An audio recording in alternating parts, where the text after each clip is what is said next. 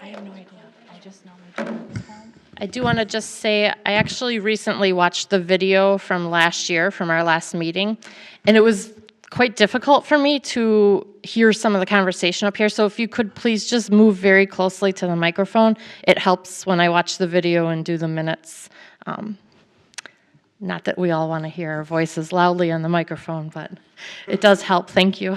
And make sure the green light's on. Turn the green light on. All right, I call to order today's Community Development Authority meeting of the City of Greenfield. And second item will be roll call. Steve Piotrowski? Petrotsky. Piotrowski, thank Present. you. Sorry. Alderperson Bailey. Present. Alderperson Kastner. Present. Don Carlson. Present. Troy Chwanek. Present. Did I chop it up or? Did perfect. Okay. Jim Hodson. Present. Bob Celine. Present. Ben Rucka. Present. Stephanie Metter. Present. Which one? Meter. Meter. I got it right the first time. Okay, thank you.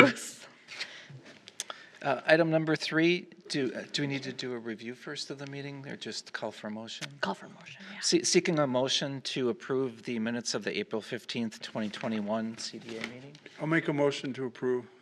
Second. Thank you. And do we need a motion to go into? All in favor? No, all in favor? Aye. Aye. Opposed? Carries. I'm going to abstain. I wasn't here. Okay. Okay, item number 4, public hearing regarding proposed amendment of the boundaries and project plan of tax incremental district number 6. Motion. Thank you. Oh, Do I need a motion we'll first? just go ahead and start. Okay, we'll go ahead and start. This on the screen. You don't have it on your screen? You know, I think that that is set up for the council meeting, the clerk's. I can look. Can we do, is that okay? Fine, sure. Okay. You can turn it back. So to open the public hearing regarding a proposed amendment of the boundaries and the actual project plan for TID number 6. So TID 6 is the 84 South development. And what you see before you is a red boundary, which is the proposed expansion of the green TID 6 as it exists today.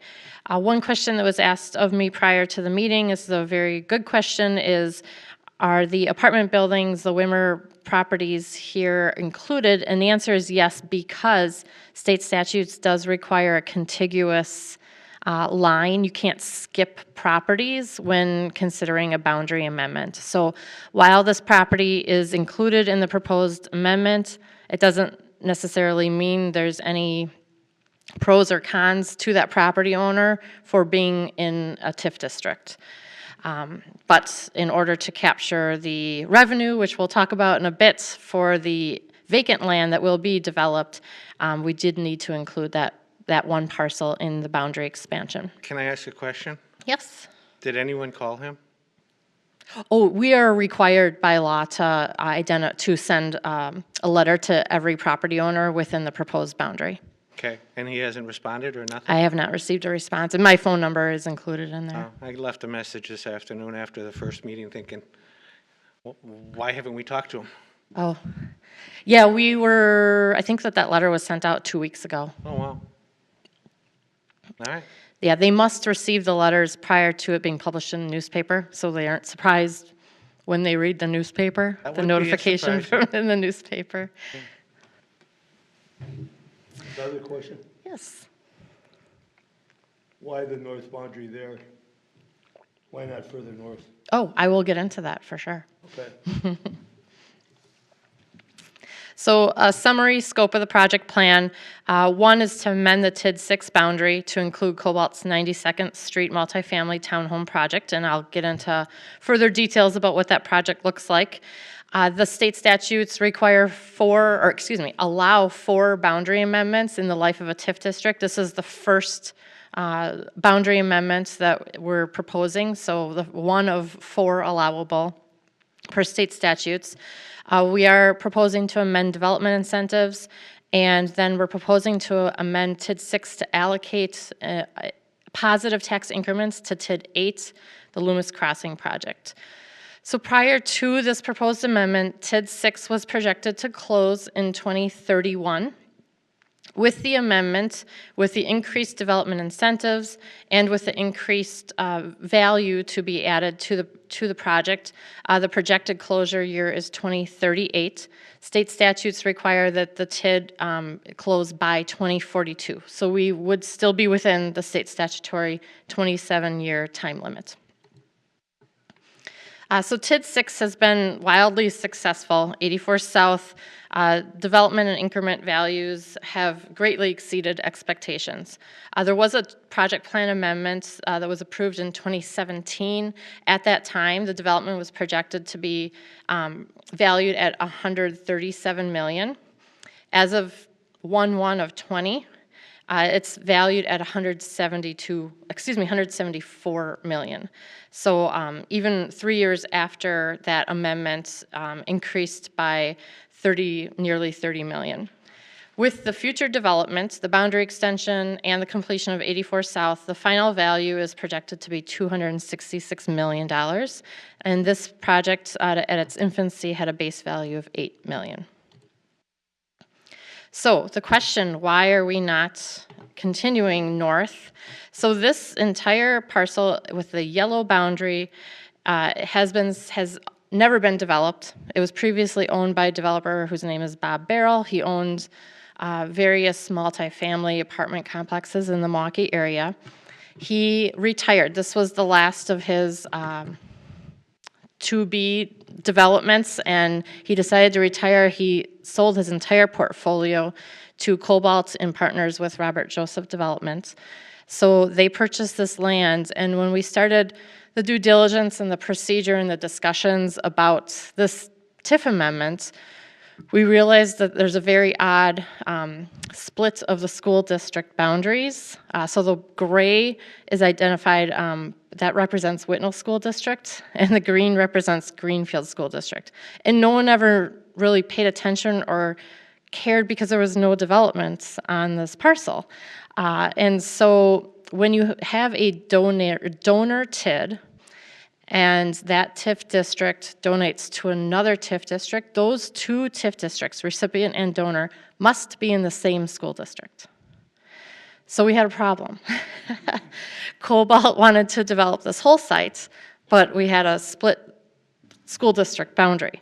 So Cobalt proposed a certified survey map to split the parcel to follow the school district boundary exactly. And I'm not kidding you, this is absolute coincidence that that parcel didn't split through any of the proposed buildings.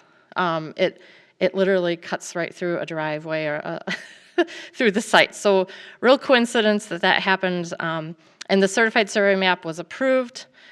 And so we officially have a Lot 1 and a Lot 2. And therefore, the TID boundary extension is only proposed for the southern, I'll call it 2/3 today. Will it be expanded in the future to include the northern 1/3? I don't know. The Whitnall School District School Board would need to be convinced to give up that land to the Greenfield School District.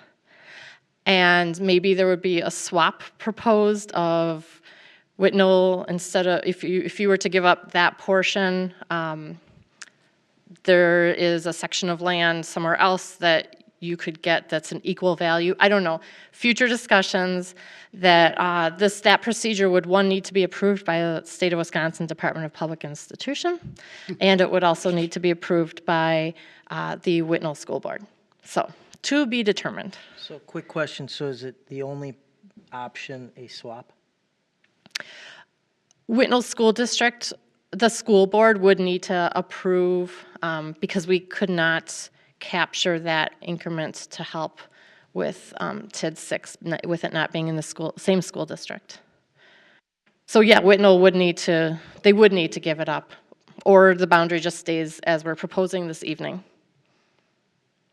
Christie's exactly right in regard to dealing with TID 6 and TID 8, but you could create a separate TID district with the Whitnall School District for that northern third. Right. Okay, thank you. Which I fully expect you guys. Yeah, well, The developer doesn't need assistance to do this development. The main desire and need for this boundary extension is because TID 8 is struggling, which I'll get into, and it needs this excess revenue from this development. It was an opportunity to grab excess revenue through this, but we couldn't grab it from the northern portion because that's in the Whitnall School District. So here's, I got one. What's the advantage to the Whitnall School District to have that piece of property? what's the advantage of continuing to, I'm trying to understand, I mean, there's nothing there other than land, right? oh, I'll get to that in one sec, because it will be developed. Oh, Yes. So this is Cobalt's proposal for 92nd and Cold Spring. On the, here's the boundary. On the northern one-third will be 72 units in the Whitnall School District, and the southern two-thirds will be 201 units in the Greenfield School District. The southern portion is valued at approximately 50 million. So that is additional increment that TID 6 can capture through the boundary expansion. But they won't be getting any money for that for how many years? Well, you're right, you're right. If it wasn't in a TID, you're right, they would get immediate tax relief, you're right.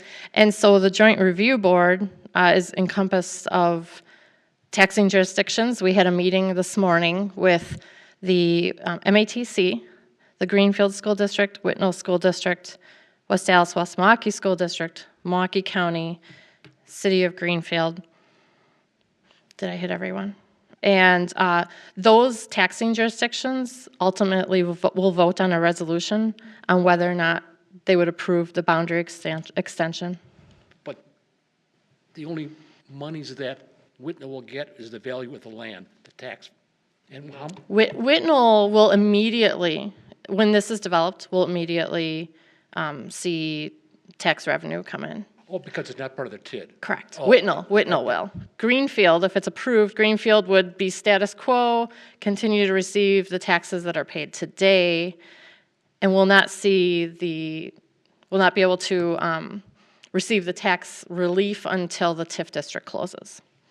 So that's something for Greenfield School District to weigh. Now, for this proposal, Whitnall doesn't vote because the TIF is not in their district. Only the Greenfield School District will vote on this. Okay. This is strange. Everyone's head's spinning so far. perfectly clear. Perfectly clear, okay. Then I'll continue. So, development incentives and expenditures for this proposal include a sanitary sewer line that would cut through the site. The neighborhood to the east on 92nd Street has flooded in the past, and a new sanitary line would relieve that neighborhood to the east. It would cut through this site and continue west and hook up to 99th Street. The city has requested public sidewalk along 92nd Street that the developer would construct. And then there's a public walking path that the city is requesting the developer to pay for, which would connect to 92nd Street, cut through the site, continue west, and hook up to the Oak Leaf and the Powerline Trail on 99th Street. And again, here's the project boundary, and those would be MRO, PAYGO development incentive, and infrastructure improvements.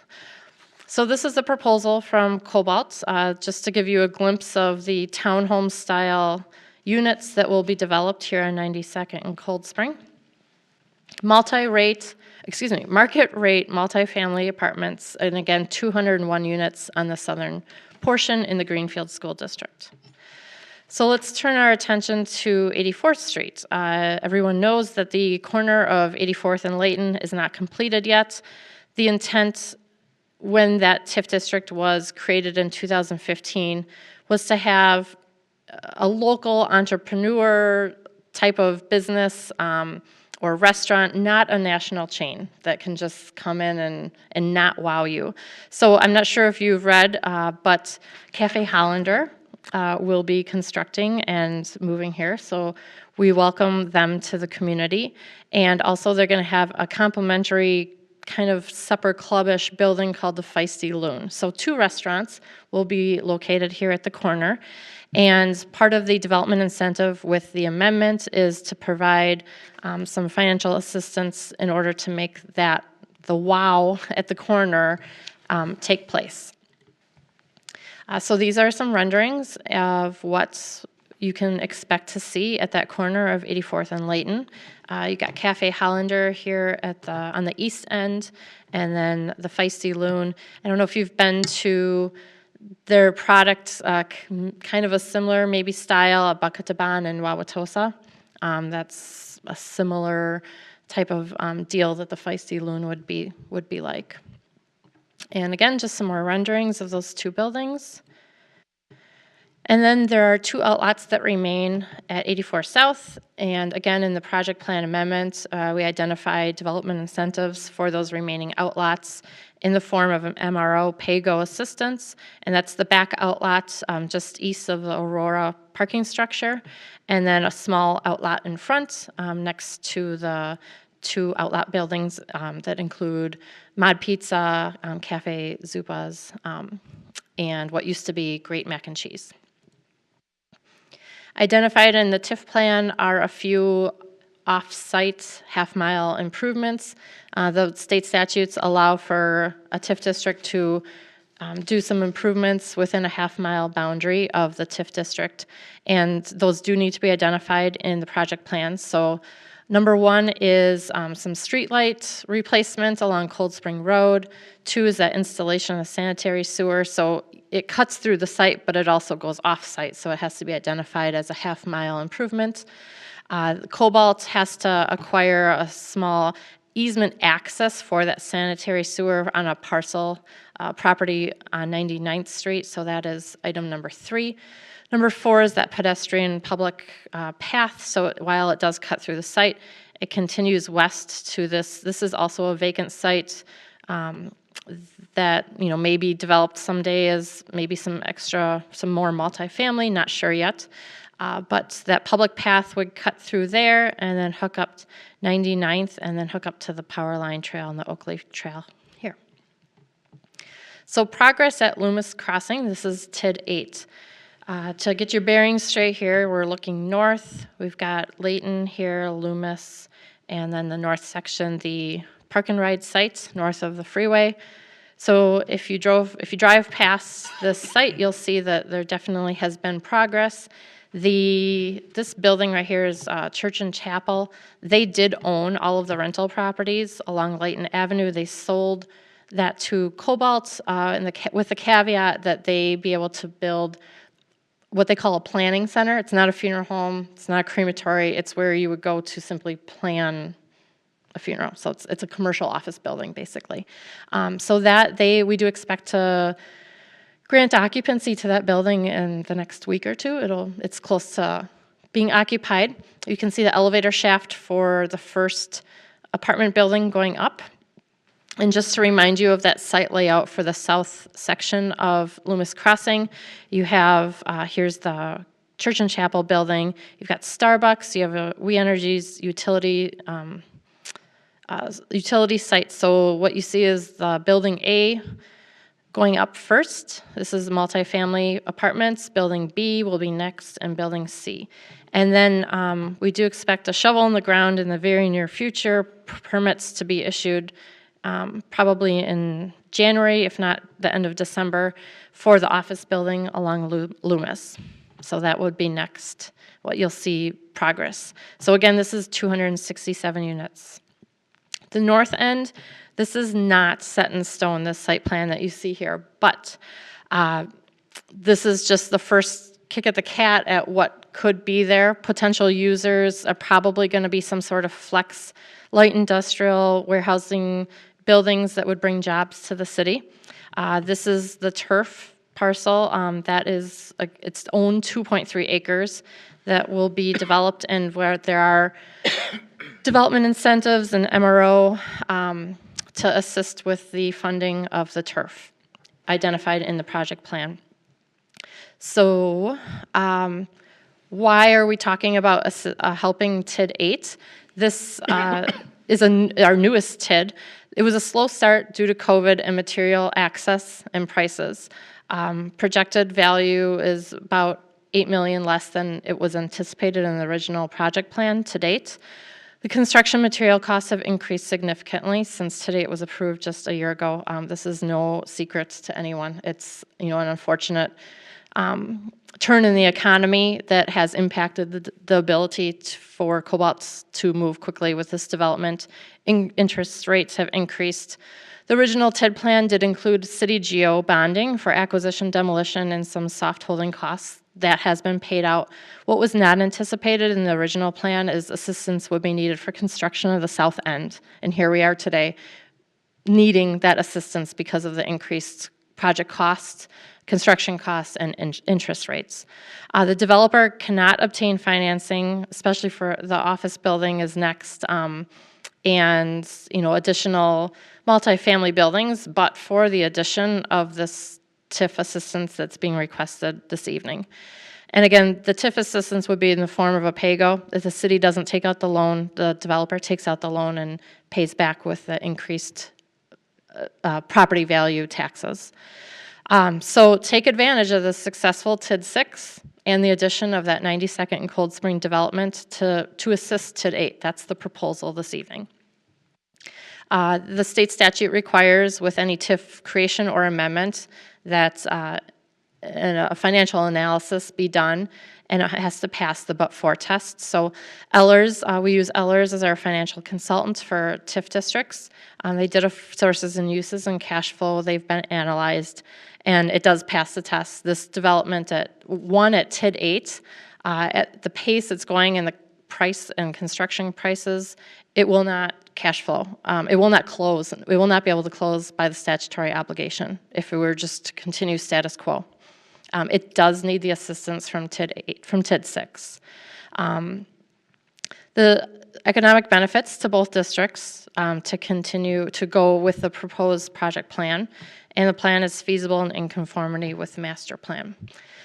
So with that, I will turn it over to Ellers. Joe Murray is representing Ellers and has worked with us throughout the project plan in its creation, and Joe can go over all the high-level financial analysis.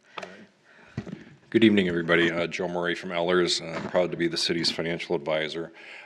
You all should have received a copy of the project plan, the purpose of tonight's hearing. Christy, again, stole a lot of my thunder, so I do want to cover a few things that might be a little bit repetitive, so I apologize. TID District number 6 was created back in 2015 as a rehabilitation or conservation TID. As Christy mentioned, it has a maximum life of 27 years. Excuse me. This would be the first amendment to the district. You have 4 boundary amendments that you can do throughout the life. The territory that's going to be added will be about 23 acres to the northwest of the site, as you saw on the map. It's generally located at the northwest corner of I-894 and I'm sorry, 94th Street and I-894, not 43. Another mistake. The amendment does make some changes besides the boundary, but also to the project plan. In particular, it adds several new PAYGO. Is everybody familiar with the term PAYGO and MRO? Okay, don't need to go through that. So the additional project plan cost added as part of this amendment would be $19 million for infrastructure improvements along 92nd Street, $1.84 million to assist with the development of the 2 outlots within the South 84th Street development, $9.2 million to assist with the development of the local or the new restaurant sites that Christy had mentioned. So a total of additional $30.09 million for MRO development assistance. Christy highlighted the additional half-mile project cost that would be taken by the city. That's total projected at $525,000. There's additional interest cost associated with that. You're seeing the project list. That 525 are the city's half-mile project costs. The 30.09 million is the additional developer incentives. The cost and interest for that 525,000 is projected at roughly $180,000 in interest, and then the plan is to have TID 6 donate $16 million to help assistance with TID 8. As Christy mentioned, we've done cash flow on both TID 6 and TID 8. TID 6 has performed exceedingly well and has more than sufficient capacity. When the district was the value has greatly exceeded its value. When the TID was amended back in 2017, the estimated value of increment was going to be $137 million worth of development and generating $91.5 million in incremental revenue. As of January 1 of 2020, District 6 has a value of over $174 million, so it has exceeded it greatly. The boundary amendment is also projected to add an additional $51.67 million in value. The developments of the outlots in the project are expected to generate an additional $4 million, and the local development is projected to add $5.4 million in additional value. All in all, if they all come online, the estimation is that it'll generate $266 million in incremental value, which would generate approximately $142 million. The value is essentially close to twice what it was expected back in 2017, and the incremental revenue is $50 million more than was projected back in 2017. Based on all the cash flow, we are expecting that even with the donation, TID 6 can close in 2038, which is well short of its cash flow or the mandatory closure date of 2042, with the last year of incremental revenue collections in 2043. In front of you on the screen, these are the development assumptions. You'll see how it's broken down. They total the numbers I just gave you based for both the 92nd Street development. Sorry, I'm trying to flip pages.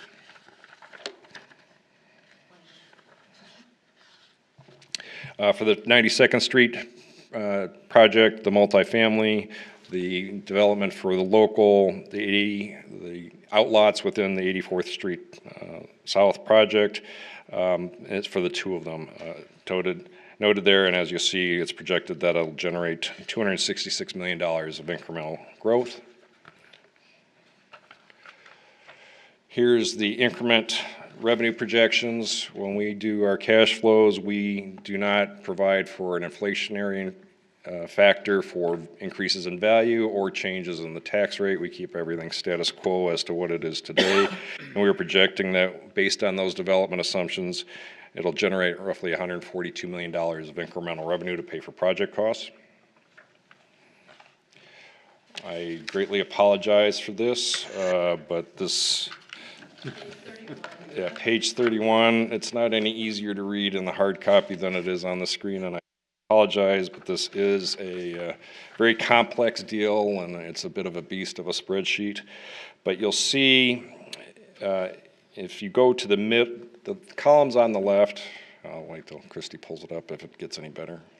I don't think it did any more better this morning. There you go.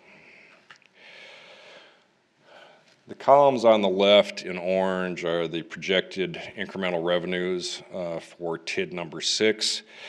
If you move forward into the green columns going right, as you go all the way over to before you see the yellow at the top for the amendment, those are all existing MROs, debt service associated with TID number 6 as it is now.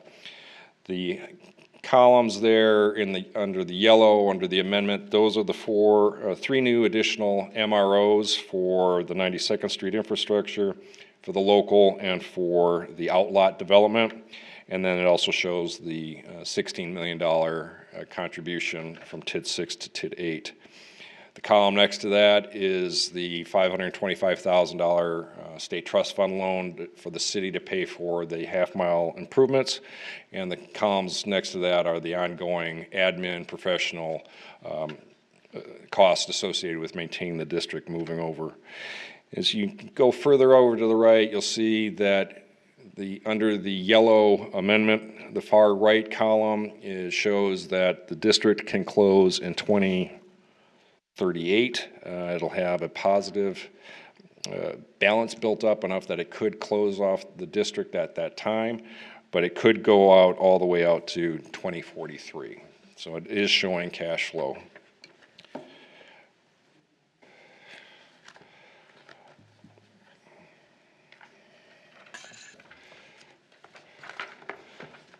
Christie, can you go to the TID 8 cash flow, please? As Christie talked about, we ran the cash flow, and based on the increased cost of interest rates as well as construction cost, there are additional project costs associated with TID 8. Based on the slower development, we don't expect that it could accommodate the additional project cost within its statutory life. But this spreadsheet, this is on page 32 in the hard copy, with the $16 million donation coming over time, we still expect now that TID number 8 will be able to close in 2044. So it still will be able to close within its, well within its statutory closure deadline of 2049. So with that, I'd be happy to answer any questions you might have.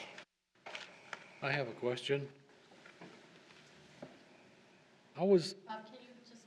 Sure. How was item 15 on the Common Council agenda related to TID 8? I don't know what item 15 is. Oh, after this evening, your role is to conduct the public hearing, which you're doing now, and then adopt a resolution providing a recommendation to the council to approve or disapprove the amendment as presented, and then tonight the council can act on that. It's not worded that way, though. To Yeah. me, it's worded rather strangely. So item 15 on the Common Council agenda is, oh, sorry, no, I thought you were referring to item 14. I'm sorry. Item 15 is a city consent to assignment under Second Amendment. Those are development agreements that the city has entered into with the developer. That is, item 15 is Cobalt Partners they partner with a financial investor, and that one of their financial investors is just requesting some minor tweaks with the development agreement for assignment for responsibility for development, vertical development of the medical office building. That's not in the big picture, the project plan that we're amending this evening, or proposed to amend. It has something to do with us giving them more money, though. No, it has, well, they're tied, yes. Yeah. Yes. Mm-hmm. Yes, Bruce. So my district is in the TID 6, and I'm more concerned about 6 than 8, but does this weaken TID 6 at all? It does extend the life of TID 6. Based on the annual report we presented this morning, TID 6 is projected to close without the amendment in 2032. And with this amendment, it would extend the life out to 2038 for TID 6.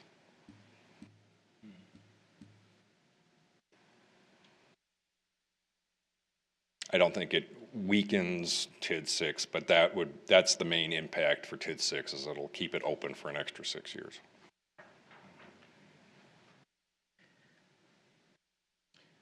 So could I get just just get clarity on this? So if I'm not mistaken though, in order to do this, this is also helping and saving TID 8 which could be in jeopardy as far as meeting its obligations, correct?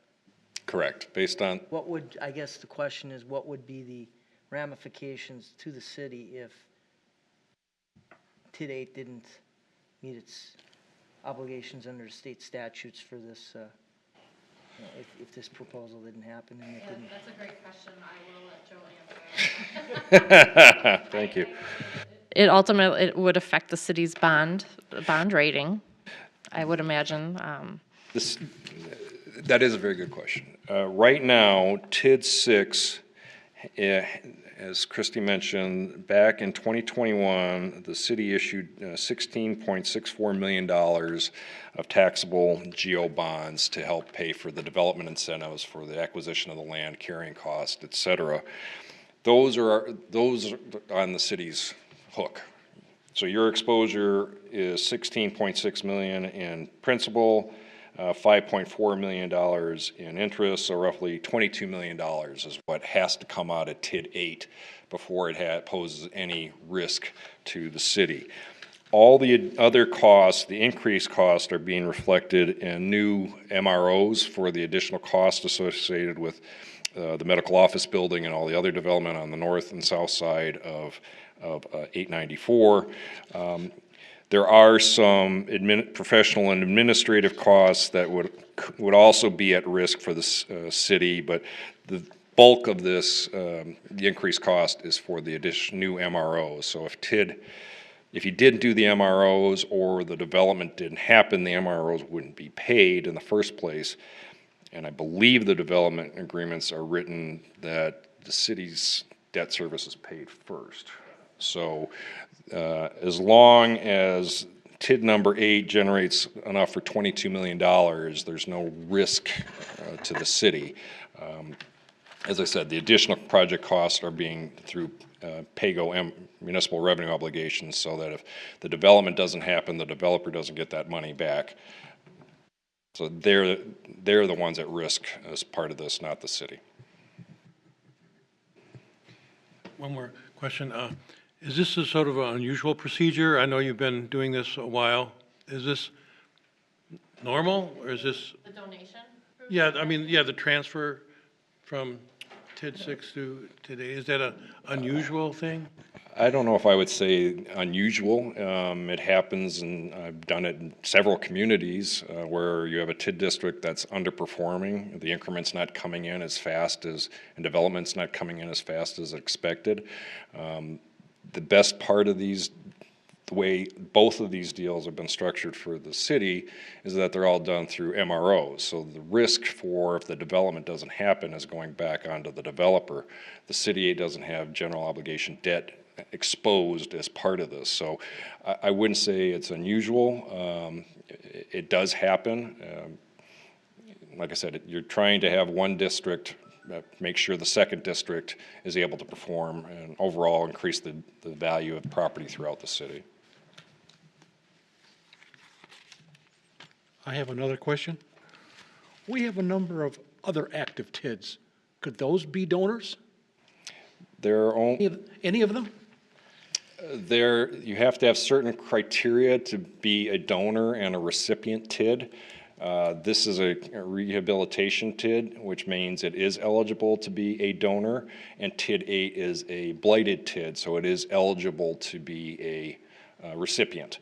You couldn't provide, a mixed-use TID couldn't be a recipient TID for these types of projects. I meant as a donor. Do we have any other donors available besides 6? I think So TID 2 is Greenfield Highlands. We are at our statutory expenditure period. We cannot spend any more money. That TID is going to close in 4 years. So, and also, I think that's in Whitnall School District. Yeah. So no to TID 2. TID 3 is closed. TID 4 is Meyer. I don't know that it has the excess cash flow to be able to assist TID 8, how TID 8 needs the assistance. TID 5 is closed. TID 6 is 84 South. TID 7 is new. That's the rehab hospital on 103rd and Oklahoma. It does not have cash flow. And then we have TID 8. And TID West 7 Allis, is too. also in a And it's different West school Allis district. School Didn't we District, have so. a TID on 27th Street? That's It's closed. Okay. Yeah, and TID 7 is in the West Milwaukee School District, so it could not provide a donor to TID 8. The way I see TID 8 is, it'll be, at the end of the day, after everything's completed, I think it'll be underestimated and overperformed like this one is. So this is kind of a small push at the beginning, and the end will be very successful. That's kind of Cobalt underestimates things tremendously, and They're conservative in their financial analysis, which is the route you want to go. You don't want to overpromise exactly. value, so you want to be conservative in that. So I anticipate TID 8 being very successful.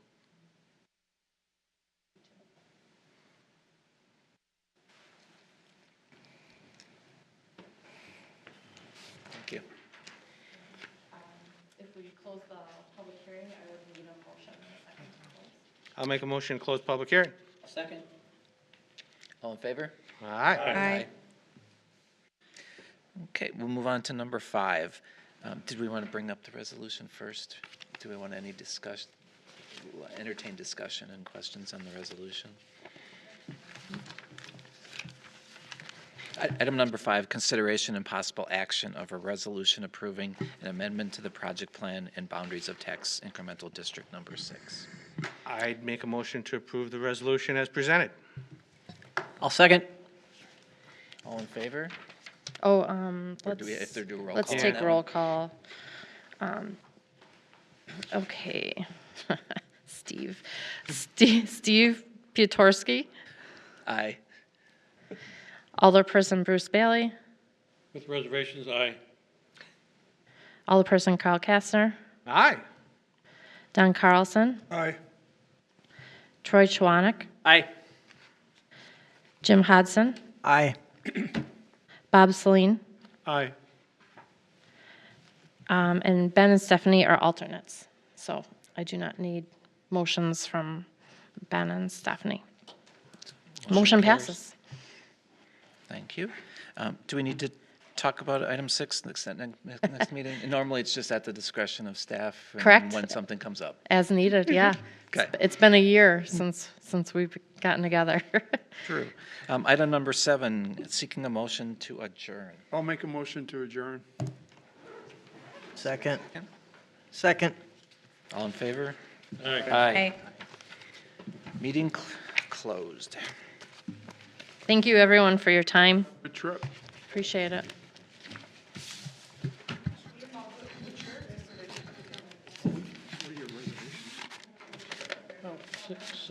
Angel South is doing good.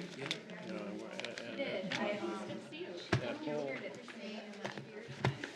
Enjoy the holidays. So when exactly is the We've had trouble developing plan over the year.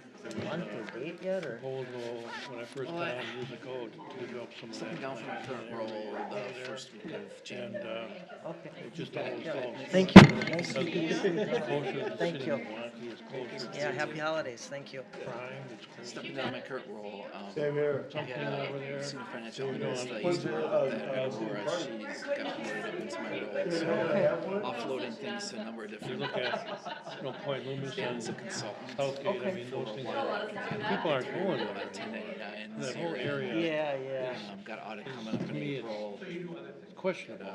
And we stick a lot of money in that area with the crime. So it's upgraded platform in April and May, so I may help a little bit of that. So that's my concern, that, it's not as good an area as So TID. when needed. Okay, sure. So you'll be able to start to enjoy. Crime for. Yeah, I can kind Okay. of set my So terms. people that Yeah, are in this Still help them area, out transition. So the other two people got, so I had responsible for billing and collections, accounts payable, Carl thinks it's gonna be a success. vehicle fleet, But got over if one is gonna be a fail, I think it'll be that one. liaison, Yeah. GPOs, and Just that whole area, board and flush near copiers. 35th and Howard and Those apartments So, on Minor one person got Avenue. promoted into my director down role. there, She's gonna have by, banking investments. Sure. 35th and Trying to think Howard. of all that stuff. And Lou's, Take kind of the Triangle. collections. They've had a lot, police have a lot of problems in those apartments. And then, Each person gets promoted. Cherokee Park, or is the Blocky Park. Giving the vendor liaison that's to had some all the problems. analysts, and so kind of filter The whole that area out. So at least I'll be around to kind could of turn into a shit the area websites that only you have 10 years access to. from now. And all Because that we're kind of talking, stuff. Sure. we're talking 10, So 20 you, years. I'm assuming you're looking forward to it. Yeah. My wife retired. 27th and 56. Southgate area, 63. 20 She years just from retired now, at the end of May. She might be like Northridge. IT at US Bank. We're developing She's something. been retired for a couple of years now, or a Okay. couple of months now. and Yeah. So, yeah, we're looking forward to it. Both kids are graduating. The little one's graduating from grad school at Madison. Oh, nice. He went to undergrad. He actually applied School of Public Policy. He likes government. He's Sure. huge into student government there. Looking at his resume, I passed it on to our COO who works with Michael Best Strategies to pass it on. And I was Right. looking at, that's the first time I looked at his resume, all the stuff he's done for school. He's done budgets for, like, one of the things he was chaired the group that ran the student activities and where all the offices are located for the student government, student agencies. Seems like we had to. He's graduating in May from that after 2 years in grad school, and then the younger one decided he doesn't want to go to med school anymore, doesn't want to go to student, so he's graduating.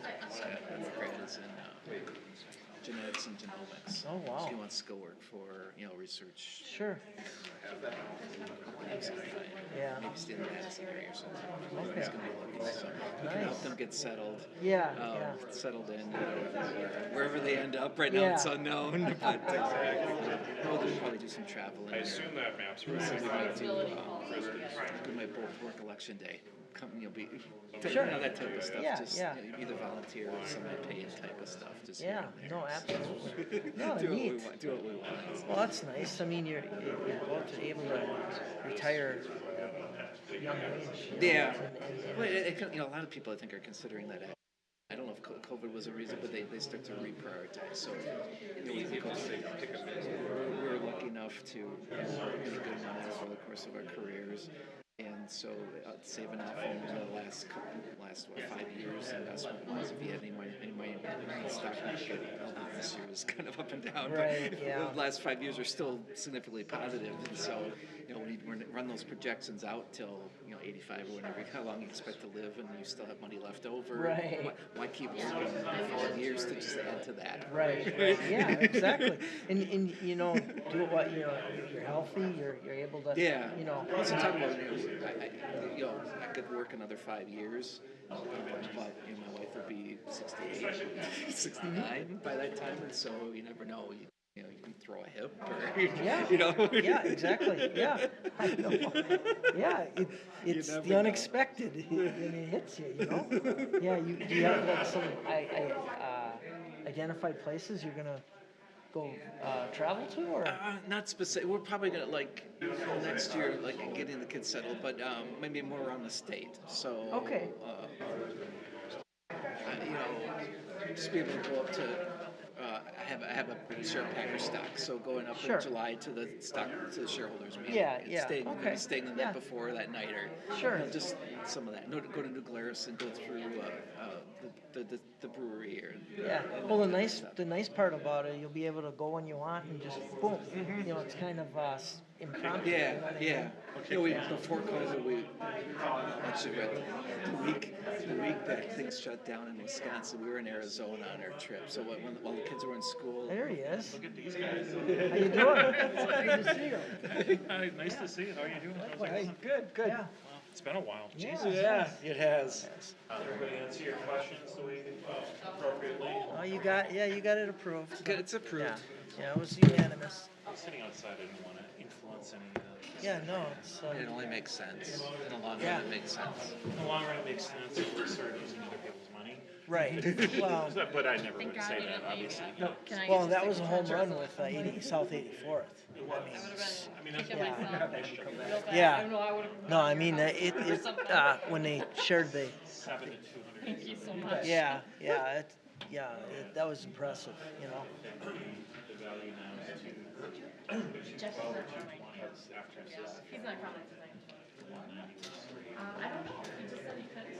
Yeah, it worked out nice. Gave me his memo. He's like, if you ask any questions. Yeah. Well, and, It's playing for the long term too, right? So right. it takes money to invest and make. Well, I Takes money bet to make though, money. the, when we start getting that activity over off of Lumister, that'll be a big one because, yeah, I mean, that thing's just been sitting there for a couple of decades, yeah. How long have we been, 20 years or whatever we've been involved with Yeah, Look at some of this stuff. Looked at some orthos from 1958. yeah, yeah, all right, sorry, yeah, well, happy holidays, yeah, all right. Get a coffee or something if you guys want. Sure. Yeah, I'm with, still with the, we spun off from the county. And, yeah, we went from 41 employees to 1,024. We're $1 billion now. Really? Yeah, and we're getting acquired. Yeah, thanks. So I'll be with the, it's an HMO. I'll be with them for another couple of years and then I'm done. I'm gonna follow this guy's footsteps. Was that Molina? It's Molina. Okay. Yep, yeah, we got acquired by Molina Healthcare. So, it really took off. I mean, it was the things you can do when you separate from the county. And I remember we used to talk about that with the, No, we're going through it now with some more stuff, like we're dispatching PSAPs and next gen 911. They want to get into all this stuff and they just. yeah. Definitely. Hey, I'll take you up on that. I'll reach out to you. Thank you. Yep. Thank you so much. Yeah, thanks, you too, you too. 2 years ago. And I just can't feel them out, right? Not the same as my commission. I see you every month. Know you really well. Kind of